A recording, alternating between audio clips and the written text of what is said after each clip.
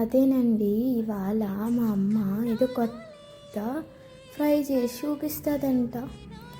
ఇదేదో చిక్కుడుకాయ అంటారంట. అదేనండి, అందరూ చిక్కుడుకాయ అని పిలుస్తారంట. ఇది ముందే తోకలు మూతులు తీసేసి దాన్ని శుభ్రంగా కడిగేసి ఉప్పేసి నీళ్ళేసి బాగా బాయిల్ చేయాలంట. ఒక 15 నిమిషాలు అనుకోండి. ఇగో ఇలా బాయిల్ అయిన తర్వాత ఉడికిందో లేదో చూసుకోండి. చేతితో పట్టుకుంటే మెత్తగా ఉండాలి. బాగా ఉడికించుకున్న తర్వాత దాన్ని తీసి పక్కన పెట్టుకోండి.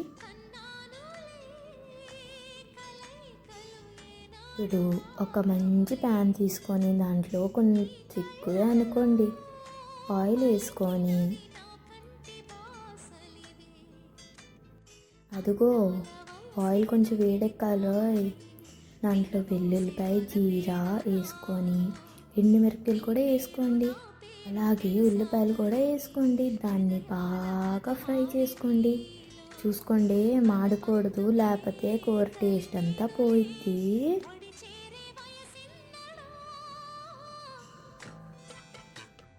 ఇప్పుడు దాంట్లో కొంచెం పసుపు వేసుకోండి తగినంత. మళ్ళీ కొంచెం అటు ఇటు కదపండి. దాన్ని కింద అంటకుండా మనం పసుపు వేసుకున్నామన్నమాట. ఇప్పుడు పక్కన పెట్టిన చిక్కుడుకాయ ఉంది కదా, అదేనండి చిక్కుడుకాయ. అది వేసి అటు అటు కలిపేసి మూత పెట్టేయండి.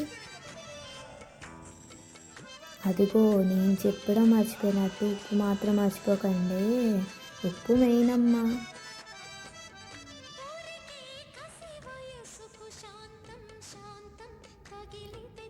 ఇప్పుడు మూత పెట్టి ఒక 10 నిమిషాలు దానికి మగ్గనియండి.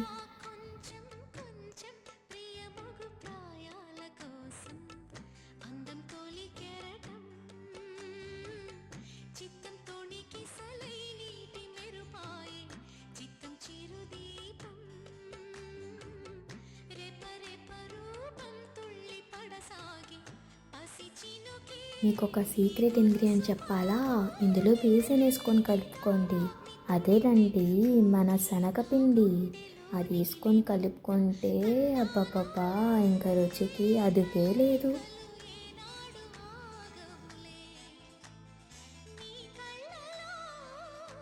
ఇప్పుడు బేసన్ వేసాక కొంచెం కారం వేసుకోండి తగినంతనే.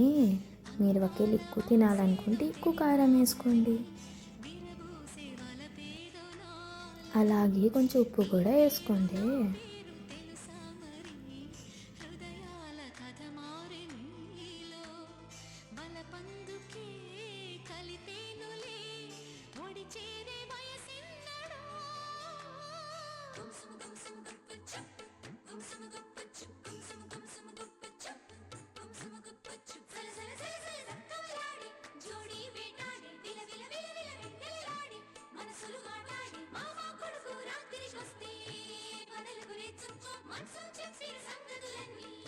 బాగా కలిపాక చూడండి, విడివిడిగా రాకపోతే ఇంకొంచెం బేసన్ వేసుకొని కలుపుకోండి. విడివిడిగా వచ్చే వరకు దాన్ని బాగా కలపండి. ఇంకేం లేదండి, అలా కలుపుతూ ఇంకా బాగా దగ్గరికి వచ్చాక దింపేయండి.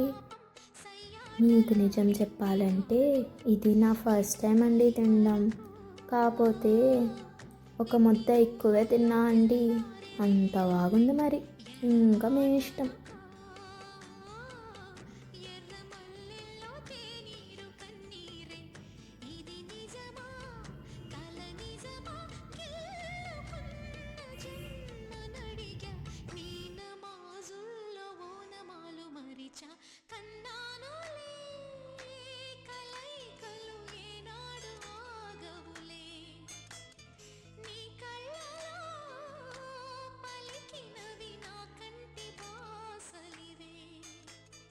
ఇగోండి, ఇంత డ్రై అయ్యాక ఇంకా స్టవ్ బంద్ చేసి తినేసుకోండి. బాయ్.